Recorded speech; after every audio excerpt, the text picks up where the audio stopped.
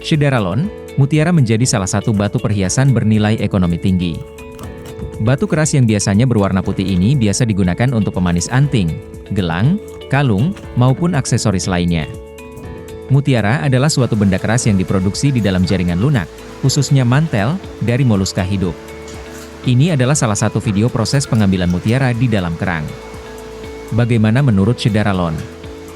Jangan lupa like dan komen ya.